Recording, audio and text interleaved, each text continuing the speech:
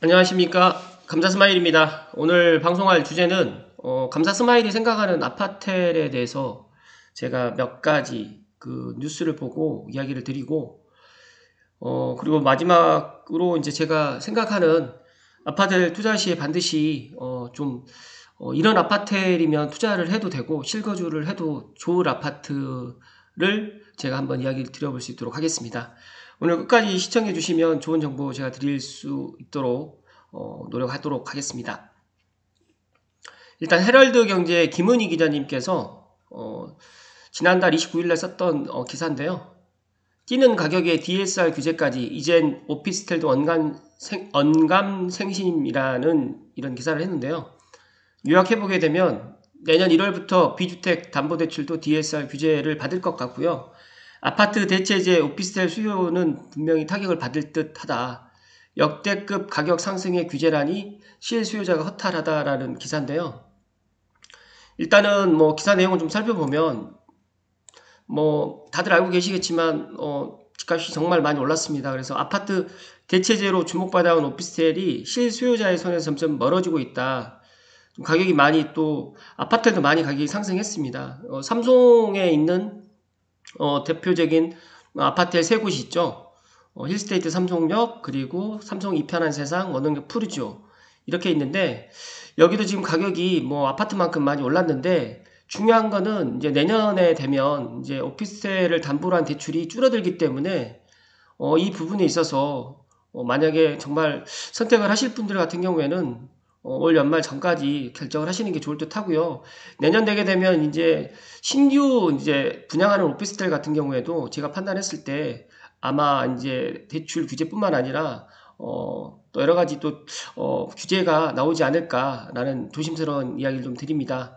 무주택자의 내 집 마련은 좀 어려워질 것으로 보인다라고 하는데 이 내용은 제가 이제 DSR 관련해가지고 어제 제가 방송을 해서 아마 다음 주에 업로드 될 텐데 아무튼 그 내용 참고하시면 좋을 듯 하고요. 일단 DSR 적용이 이제 2023년 7월부터 시행될 예정이었는데, 그러니까 즉 다시 말해서 내후년부터 시행을 하려고 했는데 이게 좀 당겨졌습니다. 그래서 비주택담보대출 같은 경우에도 내년에 DSR 적용이 될 듯합니다. 그래서 이런 부분 참고하시고요. 지금 현재는 비주택담보대출이 총 대출액이 2억을 넘게 되면 DSR 40%를 적용받게 되는데 이런 부분에 있어가지고 대출 한도가 많이 줄어들기 때문에 실질적으로 지금 아파트를 갖다가 이제 선택을 못 하시는 분들이 차선책으로 지금 오피스텔, 주거용 오피스텔 아파트를 선택하는데 이 부분에 있어서 LTV도 이제 최근까지는 70%까지 적용받았는데 아마 이것도 LTV도 줄어들 것 같고요. DSR도 줄어들게 되면 아무래도 이제 중산층이라든지 서민들께서 이제 이 아파텔, 주거용 오피스텔을 분양받는데 조금 쉽지 않을 것 같다는 말씀을 조심스럽게 드립니다. 그래서 아마 청라라든지 서울 수도권 또 힐스테이트 운정도 많은 분들이 이제 오피스텔 아파트를 내 집 마련으로 지금 생각을 많이 하시는 것 같습니다. 그런 부분에 있어서 오늘 제 방송 들으신 분들은 이런 흐름이 이렇게 흘러간다라는 이런 기사 내용을 제가 오늘 이야기 드린 거니까 꼭 참고하시면 좋을 듯 합니다. 여기 보면 최근 가격 상승에 DSR 규제까지 더해져 가지고 아파트 대신 오피스텔을 매수하려는 수요자에게는 정말 타격이 불가피할 것으로 보이고요. 제가 앞서서 말씀드렸듯이 내년에 이런 오피스텔 관련해 가지고 또 규제가 또 제가 개인적으로 생각했을 때는 분명히 생길 것 같다라는 말씀 드리고 일단 지금 현재 같은 경우에는 분양 오피스텔 같은 경우에는 중동대출에서 이제 제외되어 있지만 내년부터는 또 이게 어떻게 될지 모릅니다. 그래서 올 연말까지 분양하는 주거용 아파텔, 특히 이제 대단지, 제가 또 뒤에서 말씀드리겠지만 이런 아파텔은 투자뿐만 아니라 실제 실거주로도 상당히 만족도가 높다는 말씀을 다시 한번 드립니다. 그리고 이제 이런 이유가 이제 다들 알고 계시겠지만 향후에 2, 3년간 주택 공급이 없습니다. 그렇기 때문에 입주 물량이 없기 때문에 지금 이걸 주거용 오피스텔을 투자를 해야 되나 말아야 되나 많은 걱정을 하시겠지만 제가 감히 방송에서 말씀드리면 나쁘지 않다. 투자로 했을 때 나쁘지 않다라는 말씀을 조심스럽게 드리고요. 일단 다음 기사로 넘어가도록 하겠습니다. 두 번째 기사는 연합뉴스의 김동규 기자님께서 11일날 발표했던 기사인데요. 오피스텔 전용 120제곱미터까지 바닥난방 허용이다. 중대형 공급이 늘 듯 하다라는 기사인데 일단은 이게 새 오피스텔 건축 기준이 내일부터 시행한다고 합니다. 그러니까 즉 다시 말해서 어제부터 이제 시행을 된 거죠. 그런데 중요한 거는 이 새 오피스텔 건축 기준이 아마 이게 내일부터 시행된다고 하더라도 아마 올해 분양하는 오피스텔은 아마 이런 게 건축 기준이 시행되지 힘들 것 같고요. 내년에 아마 이제 중대형 공급이 아마 할 듯합니다. 그래서 이제 배기 시설 관련해 가지고도 설치를 좀 권고했는데 이게 뭐 공고사항이다 보니까 굳이 뭐 안 해도 된다라고 저는 느껴집니다. 그래서 이런 부분 간단하게 좀 말씀드리면 바닥 난방이 허용되는 오피스텔의 면적이 이제 기준 현재까지만 해도 이제 8호, 84까지만 이제 기준을 만들어 놨는데 이제 120제곱미터 이하로 완화되기 때문에 이에 관련해 가지고 현재는 8호 기준이면 아파트 25평을 대체했던 건데 120제곱미터 이하 같은 경우에는 이제 아파트 34평을 대체를 할 수 있는 그런 중대형 아파텔, 다시 말해서 중대형 오피스텔이 공급이 확대될 전망이다라고 이야기를 했습니다. 이거는 제가 지난 9월 15일 날 도심주택공급 확대 방안 후속 조치로 일단은 12일부터 시행한다고 이제 11일 날 밝혔는데 뭐 다들 알고 계실 수도 있겠지만 간단하게 설명을 드리면 말 그대로 바닥 난방을 85제곱미터 이하로 지금 말 그대로 지금 규제를 해놨는데 이제 바닥 난방을 120까지 올렸습니다. 그렇다고 하면 왜 이걸 올렸을까요? 저는 그냥 아파트를 공급하면 될 텐데 이제 아파트 공급이 지금 안 되니까 차선책으로 지금 주거용 오피스텔, 아파트를 갖다 지금 이렇게 공급을 하겠다라는 겁니다.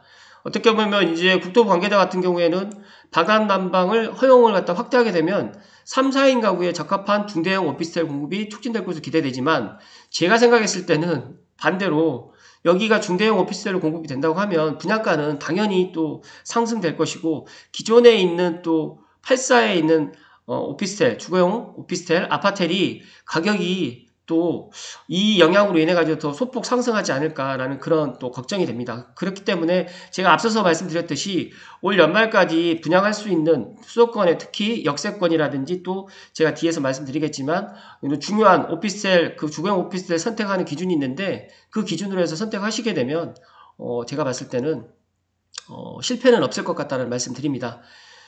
일단은 이 사항이 뭐 제가 이제 확인해 보니까 과거부터 규제를 풀었다가 쪼였다가 이렇게 했다고 합니다. 그러니까 2000년대 초반까지만 해도 바닥 난방이 전면 허용이 됐다가 2004년에는 이거를 전면 금지했고 다시 전세난이 심해지자 또 이거를 50제곱 이하라든지 또 60제곱 이하 소형 오피스텔 바닥 난방 허용했고 2009년 8월에는 8호까지 허용을 확대했다고 합니다. 그러니까 이게 또 변동이 내년에 또 이렇게 됐다가 또 다시 또 변경이 될 수 있기 때문에 어떻게 보면 아파트 공급이 향후 2, 3년간 없다라는 걸 정부에서도 알고 있기 때문에 제가 생각했을 때 2, 3년간은 아마 중대형 오피스텔로 많은 또 건설사들이 공급을 하지 않을까. 그렇다고 하면 이 아파트 같은 경우에는 상한제가 있습니다.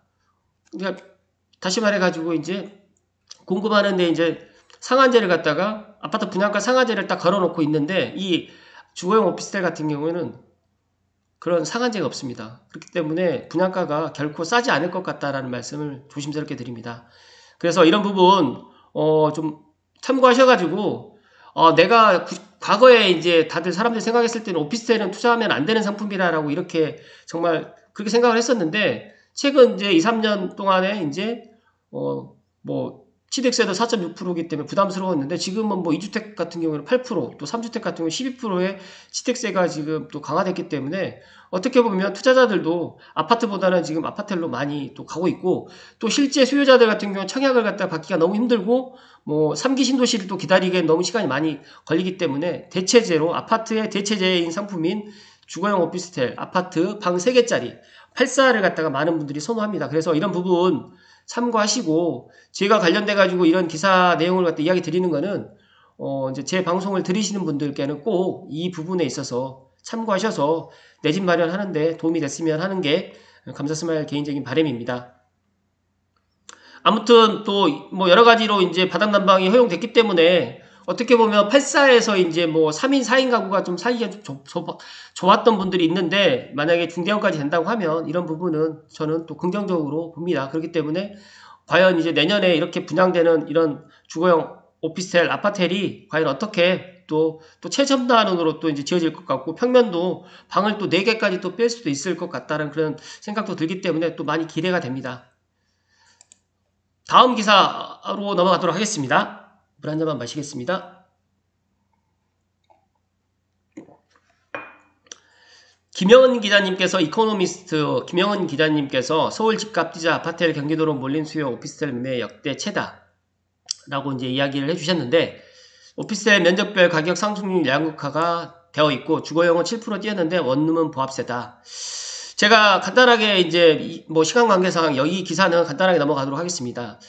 전용 40제곱미터 이하 같은 경우에는 0.4%, 40에서 60제곱미터는 3.6%, 그다음에 그러니까 60에서 85제곱미터는 7.4%로 올랐는데, 가장 많이 상승한 오피스텔이 60에서 85, 75에서 85가 가장 많이 상승했습니다.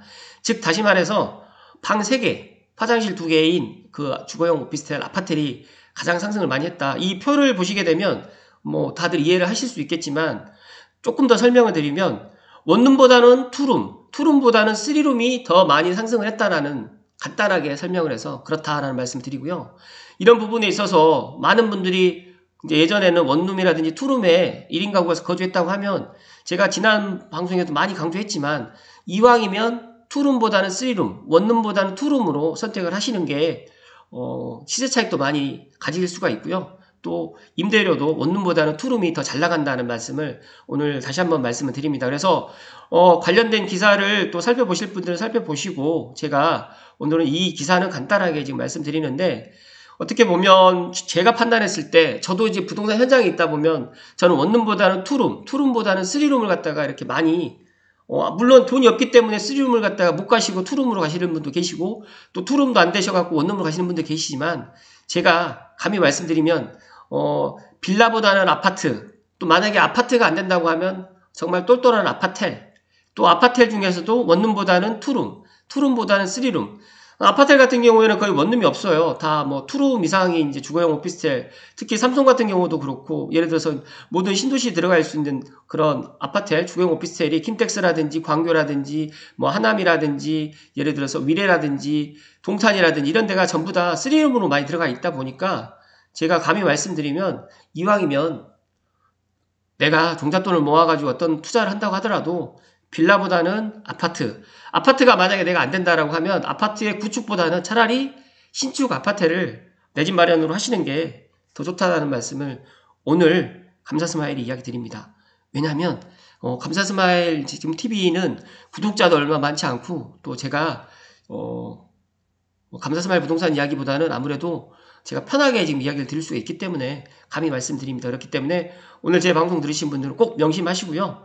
마지막으로 제가 오늘 제 방송 들으신 분들께 조금 더 꿀팁을 하나 또 드리면, 감사스마일도 이제 아파트를 투자를 하거나 아파트를 투자를 갖다 했을 때, 저는 이제 아파트랑 아파트를 관련해가지고 이제 불과 이제 아파트에 대해 가지고 이제 많은 분들이 알게 된 거는 2, 3년도 안 됐습니다. 삼성 같은 경우에도 이제 다들 알고 계시겠지만 원흥역 푸르지오, 그러니까 원흥역에 있는 푸르지오 이제 아파트 같은 경우에도 불과 작년 초만 해도 마이너스가 있었습니다. 그런데 지금은 마이너스가 없고 상당히 시세가 많이 올랐죠. 힐스테이트 삼성역 같은 경우 입주 초기만 해도 프리미엄이 1억이 안 넘었어요. 그리고 이제 뭐 이편하는 세상 같은 경우에도 마이너스 P가 있었습니다. 입주 때. 그랬는데 그게 이제 변화가 온 거죠. 그 이유 중에 하나가 아파트의 공급이 적어지고, 또 반대로 이제 아파트에 대해 살아보니까 아파트처럼 상당히 좋다라는 걸 알게 된 거죠. 그러다 보니까 20, 30대 젊으신 분들이, 특히 또 자녀가 없는 분들 같은 경우는 상당히 많이 거주하고 있고, 특히 또 노년층에 60대, 70대, 또 이제 황혼 쪽으로 이제 가시는 분들 중에 이제 불가피하게 홀로 계시는 분들이 이제 아파트의 대체 수단으로 아파트를 많이 선택을 하는 것을 제가 현장에서 보다 보니까, 제 나름대로 이 어떤 아파트를 선택해야 되느냐라는 제 스스로 이제 제가 정립을 해봤는데, 첫 번째는 앞서서도 이야기 드렸지만 아파트를 투자했을 때는 반드시 방 3개로 투자를 하시라는 말씀을 드리고요.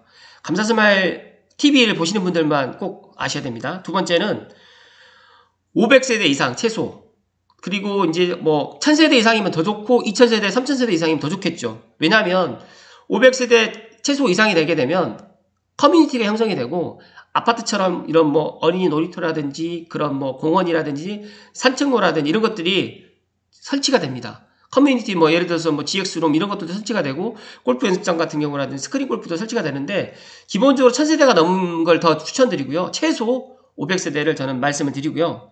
세 번째로는 역세권. 역세권은 불패입니다. 역세권은 불패인데 역세권에 아파트를 지으면 더 좋겠지만 역세권에 아파트를 짓기는 현실적으로 힘듭니다. 그렇다고 하면 주거용 오피스텔이 들어오는데 삼성 같은 경우나 원흥역 같은 경우를 보시게 되면 지축역 같은 경우를 보시게 되면 지축역은 주거용 오피스텔이 들어올 수가 없고요.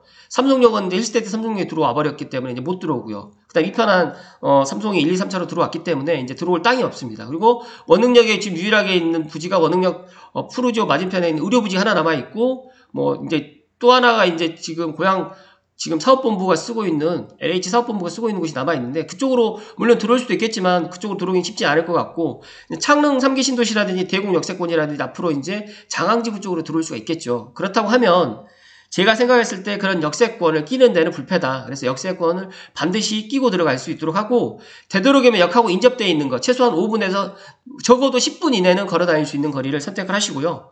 그리고 미래가치. 지금 현재는 정거장이 지하철이 한 개 노선만 가는데 2개 노선이라든지 3개 노선 더 나가서 뭐 GTX-A라든지 뭐 신분당선이 들어오는 그런 쪽으로 들어온다고 하면 무조건 투자를 하시고 아니면 실제 실수요로 들어가셔도 나쁘지 않다라는 말씀을 오늘 드리고요. 여기서 플러스 하나 더 이제 일자리 주변에 뭐 테크노밸리라든지 뭐 마곡이라든지 주변에 예를 들어 가지고 일자리가 계속적으로 생기는 지역 뭐 킨텍스라든지 장항지구 또 창릉 3기 신도시처럼 앞으로 일자리가 계획되어 있는 지역 주변으로 해가지고 제가 지금 만약에 이런 지역이 있다고 하면 꼭 선택을 하시고 청약을 넣으셔가지고 아직까지 주거용 오피스텔은 추첨제입니다. 그렇기 때문에 운이 좋은 사람은 몇 번이도 당첨될 수가 있고 만약에 당첨돼가지고 포기를 해도 전혀 아파트 청약하는데 전혀 불이익이 없기 때문에 과감하게 먼저 청약을 하시고 당첨되고 난 이후에 고민을 하시라는 말씀을 다시 한번 드립니다. 그러니까 일자리를 꼭 주변에 일자리를 또 생각을 하시라는 말씀 드리고요.